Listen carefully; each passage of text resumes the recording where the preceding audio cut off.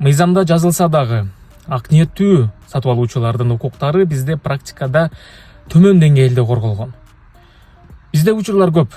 Ушул бирөө өзүнүн болгон акчасына автоунааны же үйдү сатып алат. Анан бир нече убакыттан кийин бул үй же машина мыйзамсыз түрдө сатып алынып кетиптир, ишеним кат мыйзамсыз болуп калыптыр деп туруп, анан кайра ошол машинаңды же болбосо үйүңдү алып коюшат. Анан сен өзүң жүрүшүң керек, артынан ошол кимден сатып алсаң акчамды кайтар деп. Ал кайтарабы, кайтарбайбы, аны эч кимдин башы оорубайт. Мен ойлойм, бул туура эмес. Эгер ак ниеттүү сатып алуучу болсо, кандай түрдө ошол унаа же үй сатылып кеткен болсо дагы, ак ниеттүү сатып алуучунун мүлкү өзүндө калыш керек.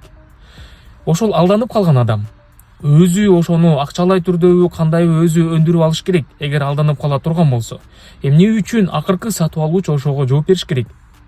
Мен ага каршымын. Мына азыр интернетте эффект Ларисы Долины деген Россияда дагы көп болуп атат. Ушул мисалы Лариса Долина дагы бирөөгө алданып сатып ийген дагы, анан ошол үйдү артка кайра алып алган, ошондон анан элдер ызы-чуу кылып нааразы болуп жатышат.